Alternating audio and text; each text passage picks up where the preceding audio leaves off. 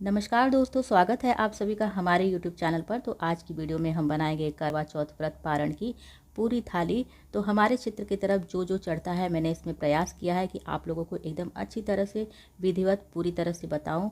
तो चलिए वीडियो को शुरू करते हैं। तो सबसे पहला प्रसाद हम बनाएंगे चावल के आटे का लड्डू। इसे बनाने के लिए सबसे पहले चावल के आटे की आवश्यकता पड़ेगी। अगर आपके पास चावल का आटा पहले से है तो कोई बात नहीं, और नहीं है तो आप घर पे तैयार भी कर सकती हैं। तो सबसे पहले थोड़े से चावल लेना है, उस चावल को 2-3 पानी से धो देना है। धोने के बाद इस तरह से छन्ने वाले बर्तन पे रख दीजिए, और अगर बहुत जल्दीबाजी है तो साफ सूती कपड़े पे चावल को फैला दीजिए, पंखे के नीचे सुखा दीजिए, और अगर टाइम है तो थाली में फैला दीजिए। आधे घंटे के अंदर ये चावल सूख के तैयार हो जाएंगे, और इन्हें मिक्सी के जार में पीस लेना है। पीसने के बाद छान लेना है, और छानने के बाद जो ये महीन वाला भाग बनेगा उसी से चावल के आटे के लड्डू तैयार कर लेने हैं। लड्डू बनाने के लिए मैंने यहाँ पर 1 कटोरी चावल के आटे का इस्तेमाल किया है। तो सबसे पहले मोटी तली की कढ़ाई ले लीजिए, और उसमें 10 से 12 मिनट के लिए चावल के आटे को मध्यम आंच पर भून लेना है। बस हल्का सा रंग चेंज हो जाए, इसका कच्चापन निकल जाए, बस इतना ही भूनना है। अब चावल का आटा भून चुका है, इसे हम एक प्लेट में निकाल लेंगे। और सेम कढ़ाई में मैंने यहाँ पर 1.5 कटोरी दूध का इस्तेमाल किया। ये दूध बिल्कुल मलाई वाला था। अच्छी तरह से दूध को मैंने गर्म किया था। तो 1.5 कटोरी दूध काफ़ी हो जाता है। 1 कटोरी चावल के आटे के लड्डू के लिए आप अपने हिसाब से थोड़ा सा कम ज़्यादा भी दूध कर सकती हैं। और जब इस तरह से दूध में अच्छा सा उबाल आ जाए तो यहाँ पर थोड़ी सी इलायची कूट के डाल देनी है। अगर आपके पास इलायची का पाउडर है तो आप उसे भी यूज़ कर सकती हैं। और यहाँ पर मैंने आधा कटोरी चीनी का इस्तेमाल किया है। तो चीनी आप अपने पसंद के अनुसार इस्तेमाल कर सकती है, लेकिन 1 कटोरी चावल के आटे में आधा कटोरी चीनी काफ़ी हो जाती है। और चीनी और दूध को अच्छी तरह से घुलने देना है। जब चीनी दूध अच्छी तरह से घुल जाए तो अब यहाँ पर गैस की आंच को एकदम कम कर दीजिए, या फिर गैस को बंद भी कर सकती हैं। और यहाँ पर अब चावल के आटे को इसमें मिला लेना है। मैं तो बंद करके मिलाती हूँ। इससे क्या होता है ना कि गुठलियाँ नहीं पड़ती है चावल के आटे में। और दूध में चावल के आटे को मिलाने के बाद इस तरह से लगातार फटाफट से चला देना है। और चलाने के बाद जैसे आप मिला लेंगी अच्छी तरह से, जब चावल का आटा अच्छी तरह से दूध में मिल जाए तो फिर से गैस की आँच को धीमी आँच पर खोल के और इस मिक्सचर को थोड़ा सा सूखा कर लेना है। जैसे जैसे ये मिश्रण पकता जाएगा वैसे वैसे गाढ़ा होता जाएगा। तो अब यहाँ पर आप अपने पसंद के अनुसार इसमें कोई भी ड्राई फ्रूट्स कट करके डाल सकती हैं। मैंने यहाँ पर पंचमेवा का इस्तेमाल किया है। इसे डालने के बाद अच्छी तरह से चला के मिला लेना है, और अब यहाँ पर आँच को मीडियम कर देना है। मीडियम आँच पर अगर आप इसे पकाएंगी तो मुश्किल से 5 से 7 मिनट के अंदर ये जो आपका मिक्सचर है एकदम गाढ़ा होने लगेगा, और गाढ़ा होने के बाद अपने आप कढ़ाई में से ये छोड़ने लगेगा। तो आप यहाँ पर देख सकती हैं कि मिक्सचर अच्छी तरह से कढ़ाई छोड़ने लगा है। अब यहाँ पर 1 से 2 चम्मच देसी घी डाल देना है। देसी घी डालने से क्या होता है कि लड्डू का स्वाद तो बढ़ ही जाता है, और लड्डू जो आपके बाद में बन के तैयार होते हैं काफ़ी चमकदार बन के तैयार होते हैं, और कढ़ाई में से मिक्सचर अच्छी तरह से छोड़ने भी लगता है घी डालने की वजह से। बस थोड़ी देर और चला के पका लेना है, थोड़ा सा और सुखा लेना है। हमारा मिक्सचर बिल्कुल तैयार हो जाएगा। एकदम डो फॉर्म में आ जाए तो समझ लेना कि मिक्सचर आपका तैयार है। जब आपका मिक्सचर इस तरह से एकदम अच्छी तरह से कढ़ाई को छोड़ने लगे और इतना सूख जाए तो अब यहाँ पर गैस को बंद कर देना है, और इस मिक्सचर को उतार लेना है, और इस तरह से चलाते हुए ठंडा कर लेना है।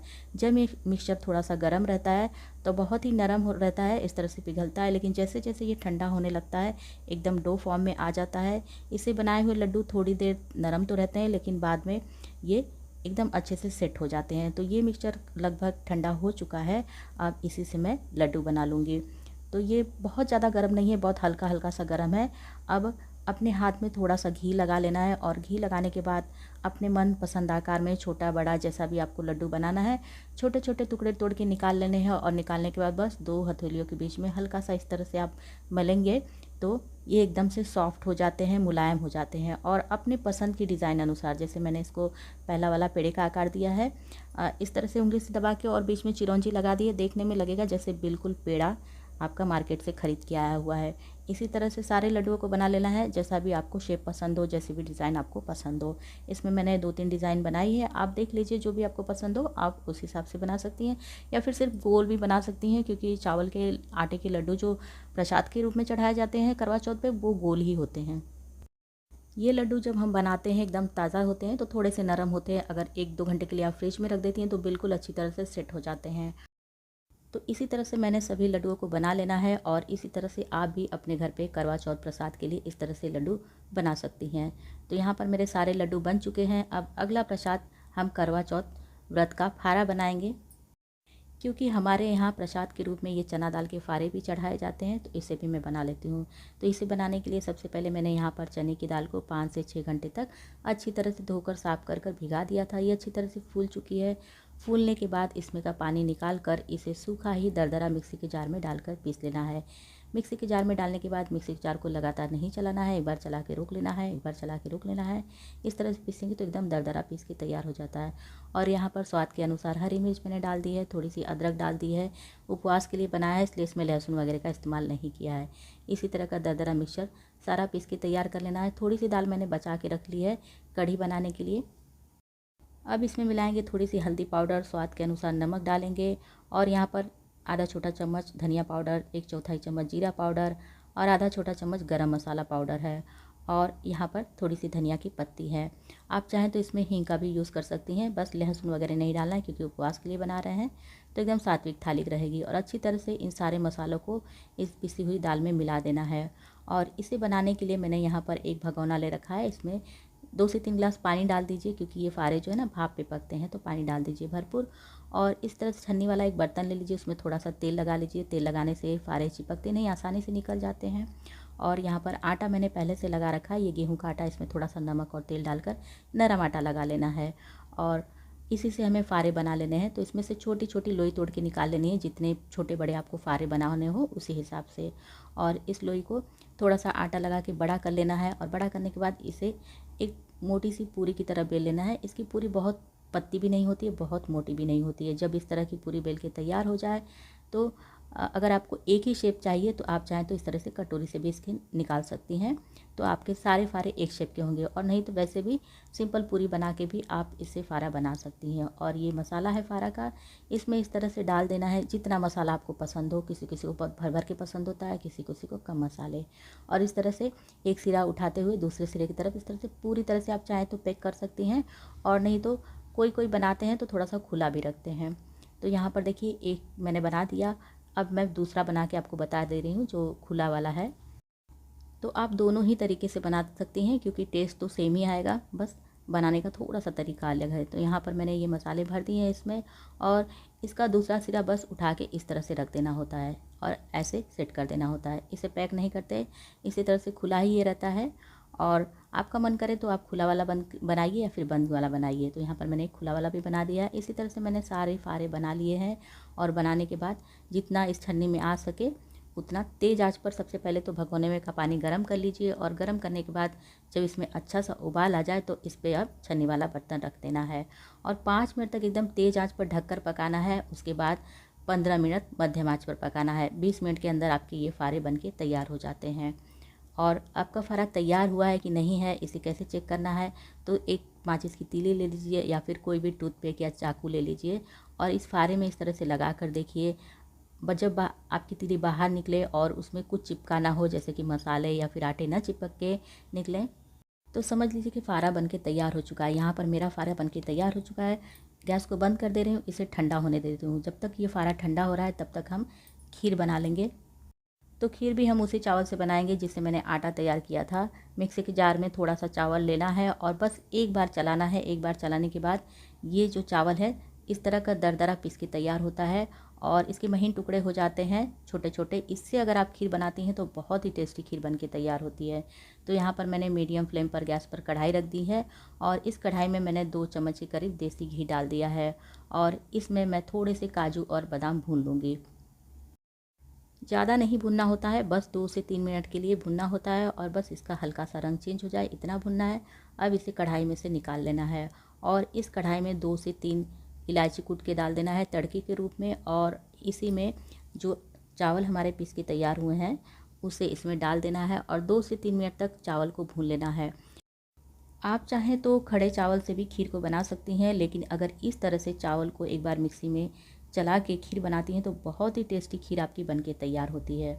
और इस चावल को ज़्यादा नहीं भुना जाता है, बस 2 से 3 मिनट के लिए हल्का सा भुना जाता है।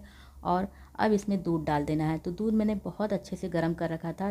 2 लीटर दूध को करीब मैंने जला के 1.5 लीटर कर रखा था।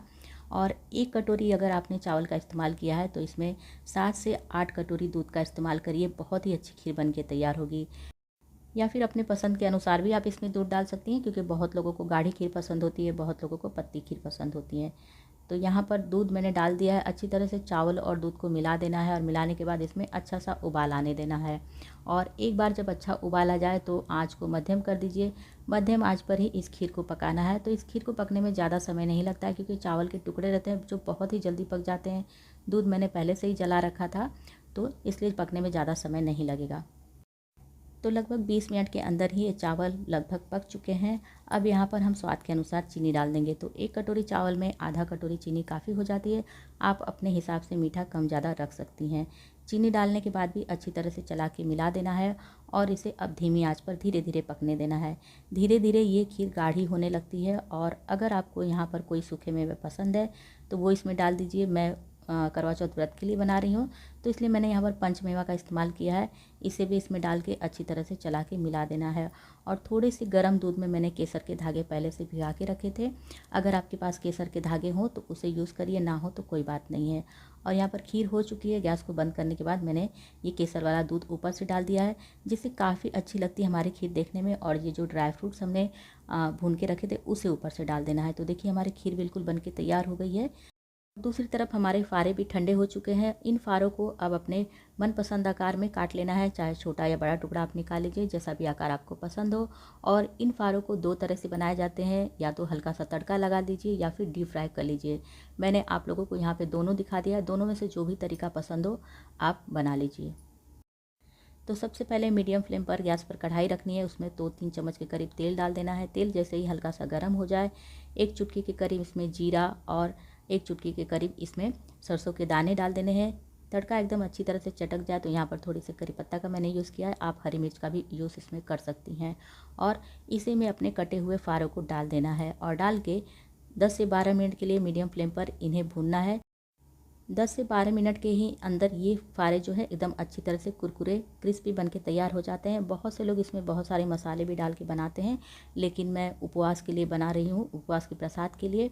तो ज़्यादा तामझाम नहीं करूँगी, क्योंकि उस दिन बहुत सारे काम होते हैं। तो बस इसी तरह से हल्का सा फ्राई कर लेती हूँ, या फिर आप चाहे तो इसको डीप फ्राई भी कर सकती हैं। डीप फ्राई करने में ज़्यादा तामझाम नहीं होता है और बहुत ही कुरकुरे झटपट बन के तैयार हो जाते हैं।